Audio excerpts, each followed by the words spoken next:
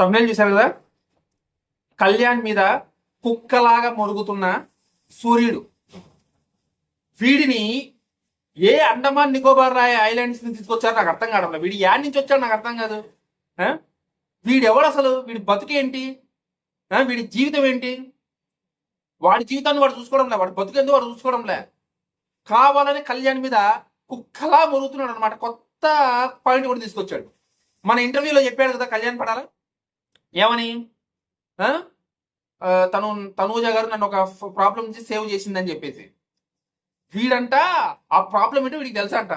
కళ్యాణ్ పడాల ఏదో తప్పు చేస్తూ దొరికిపోతే తనూజ సేవ్ చేసిందంట. ఆ తప్పు గురించి ఆ తప్పు వాడు ఏం చెప్పాడు అనేది నేను మాట్లాడడానికి కూడా ఇష్టపడట్లేదు. ఎందుకంటే ఇది ఇలాంటివి బయటకు చెప్పకూడదు కాబట్టి. అలాంటి దరిద్రమైన మాటలు నేను మళ్ళీ మాట్లాడలేను కాబట్టి నేను చెప్పట్లేదు. వాడి దగ్గర ప్రూఫ్స్ ఉన్నాయంట.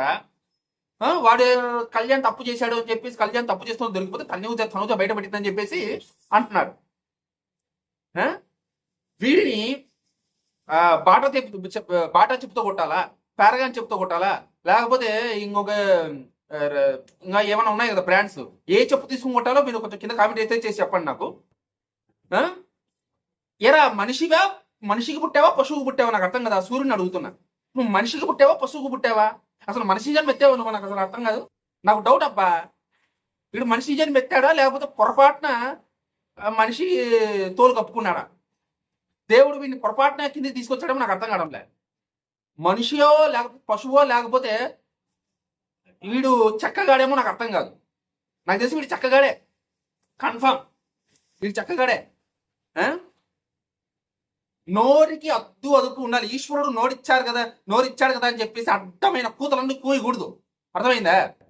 కళ్యాణ్ ఏంటో, కళ్యాణ్ క్యారెక్టర్ ఏంటో, కళ్యాణ్ వ్యక్తిత్వం ఏంటో 3 నెలల నుంచి కదా, దాదాపు 8-9 నెలల నుంచి చూస్తున్నాం. మాకు తెలీదా? ఈరోజు నువ్వు బొగడగాడి అని చెప్పేసి నువ్వు వచ్చి చెప్పేంత మాత్రాన మేము నమ్మేస్తాం అనుకుంటున్నావా? కళ్యాణ్ గురించి తనూజాకి తెలీదా? మాకు తెలీదా కళ్యాణ్ గురించి?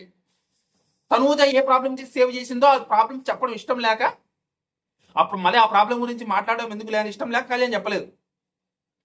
దాన్ని ఆసరాగా చేసుకొని నువ్వు అడ్డమైన కూతురని చూస్తావా? మనిషో పశువో చక్కగాడో వీడు నాకు అర్థం కావడంలే. వీడి మొహం ఒక్కసారి కూడా చూడలేదు నేను, నాకు చూడాలనిపించట్లేదు నాకైతే ఆ సూర్యుడి మొహాన్ని. బేవర్సనా కొడుకైనా నాకైతే మాత్రం వీడి గురించి ఒక్కొక్క కామెంట్ వింటుంటే వీడు ఏం మాట్లాడే కామెంట్ కింద వచ్చి నాకు కొంతమంది పెడతారనమాట, కొంతమంది మ్యూచువల్ ఫ్యాన్స్. వీడి గురించి ఒక్కొక్క కామెంట్ గురించి వింటుంటే నాకు చెవుల్లో నుంచి రక్తం కాస్తుంది. వీడు ఇంత దారుణంగా వింటున్నా నాకే ఇలా ఉందంటే మాట్లాడుతున్నాడు వాడికి ఎలా అనిపిస్తుంది? ఏం మనిషో పశువో వాడు నాకు అర్థం కాదు. ఎలా అనిపిస్తుంది వాడికి మాట్లాడాలని?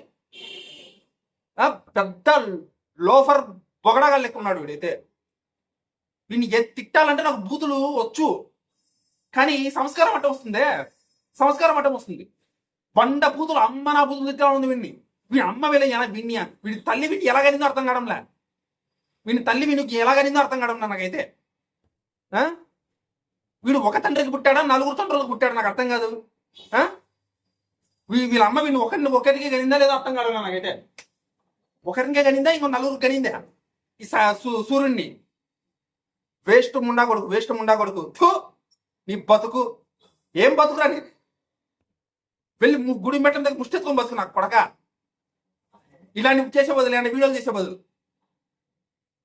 చెత్త నా కొడుకు. వీడిని గురించి ఎన్ని మాట్లాడినా వద్దులేండి ఫ్రెండ్స్, నాకైతే బాధగా ఉంది. వీడి గురించి మాట్లాడడం కూడా లేదు, ఏదో రియాక్ట్ కావమని చెప్పి అయ్యానమాట. ఇలాంటి పిచ్చి కూతలు కూసే వాడిని మీరు దయచేసి పట్టించుకోవడం మానేయండి. రిపోర్ట్లు కొట్టమని చెప్పాను కదా, రిపోర్ట్లు కొట్టి పడేయండి, ఒక పని అయిపోద్ది. ఎందుకు వచ్చింది గొడవ చెప్పండి? మీరు ఎక్కడ చూసి నాకు చెప్పి నాకు అనవసరమైన ఇరిటేషన్. ఆ దరిద్రుడి గురించి మాట్లాడాలంటే నాకు ఇరిటేషన్ నాకు తెలిసి.